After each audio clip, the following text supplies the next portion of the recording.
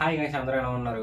I hope నా video చూసిన వాళ్ళు కనీసం ఒక ఇద్దరైనా మా కాలేజీలో జాయిన్ అయ్యారు అనుకుంటున్నాను. ఒకవేళ మా కాలేజీలో జాయిన్ అవ్వకపోయినా సరే త్రూ ఐటీఐ డిప్లొమా అయితే జాయిన్ అయ్యారు అనుకుంటున్నాను. ఐ హోప్ ఈ ఇయర్ అయినా ఎవరైనా జాయిన్ అవుతారు అనుకుంటున్నాను. సో మనకి ఇప్పుడు ఈ వీడియో చేయడానికి రీజన్ ఏంటంటే ఇద్దరు బ్రోస్ అయితే కామెంట్స్ పెట్టారు. ఆల్మోస్ట్ 2 వీక్స్ అయిపోయినట్టు ఉంది. నేను ఇప్పటివరకు చూసుకోలేదు, ఎందుకంటే బ్రిడ్జ్ కోర్స్ అయిపోయింది, ఎవరో పట్టించుకోవాలి వీడియోస్ అని అనుకున్నా. కానీ వాళ్ళైతే పెట్టారు, వాళ్ళకి మరి ఇన్ఫో ఏం లేనట్టు ఉంది, లేట్ అయింది కొంచెం. వాళ్ళకి ఏంటంటే ఒక బ్రో అడుగుతున్నారు, బ్రో బ్రిడ్జ్ కోర్స్కి ముందు ప్రాక్టికల్ ఎగ్జామ్స్ ఉంటాయి కదా, అవి ఏంటి, వాటి పరిస్థితి ఏంటని అడిగాడు.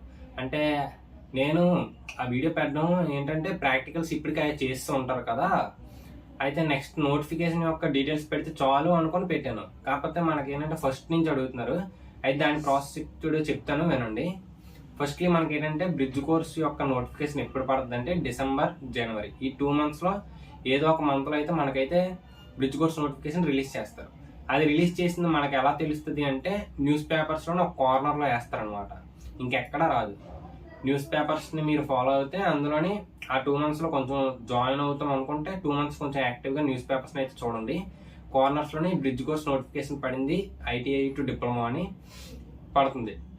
అప్పుడే చూసిన తర్వాత మీరు ఏంటంటే మీ డిస్ట్రిక్ట్లో ఏదైతే మెయిన్ ఐటీఐ ఉందో ఆ మెయిన్ ఐటీఐకి వెళ్ళి ఇలా ఎంక్వైరీ చేస్తే వాళ్ళైతే ఇలా పడిందని మీకు నోటిఫికేషన్కి ఒక ఫామ్ ఇస్తారు. ఆ ఫామ్లోని మీరు మీ డీటెయిల్స్ అన్ని ఫిల్ చేసి మీ యొక్క సర్టిఫికేట్స్ ఏవైతే మెయిన్ సర్టిఫికేట్స్ ఉన్నాయో వాటిని జెరాక్స్ తీసి వాళ్ళకి సబ్మిట్ చేయమంటారు. వాళ్ళకి సబ్మిట్ చేసిన తర్వాత వాళ్ళైతే ఒక 2-3 days గ్యాప్లోని మిమ్మల్ని రిజిస్టర్ చేస్తారు. అందులో రిజిస్టర్ చేసిన తర్వాత మీకైతే ఒక మంత్ షెడ్యూల్ ఇస్తారు. ఆ మంత్లోనే మీరైతే కాలేజ్కి వెళ్ళాలి. ఐటీఐకి కాలేజ్కి వెళ్ళి క్లాస్ అటెండ్ అవ్వాలి. మ్యాథ్స్, ఫిజిక్స్, కెమిస్ట్రీ ఈ 3 సబ్జెక్ట్స్ చెప్తారు.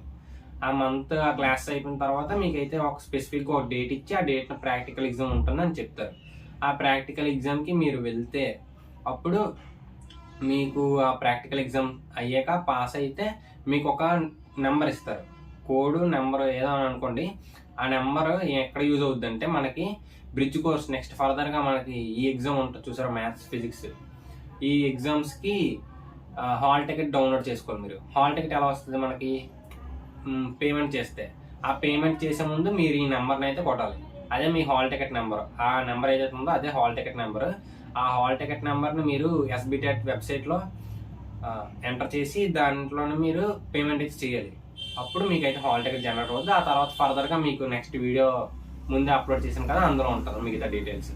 సో ఇది బ్రో క్లారిఫై అయింది అనుకుంటున్నాను. ప్రాక్టికల్ ఎగ్జామ్స్ గురించి అడిగావు కదా.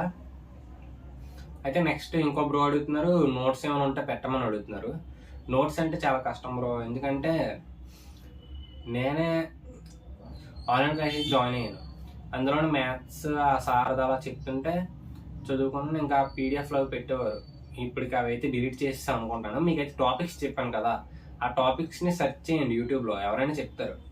ఆ టాపిక్స్ని అలాగా పెద్ద మీరు ఉన్నట్టు రాయిపోయినా సరే ఏదో మీ సమ్మరీని మీరు అక్కడ రాస్తే చాలా వాళ్ళు మార్కులు వేసేస్తారు. మన ఐటీ వాళ్ళ నుంచి అంత ఏం ఎక్స్పెక్ట్ చేయరు.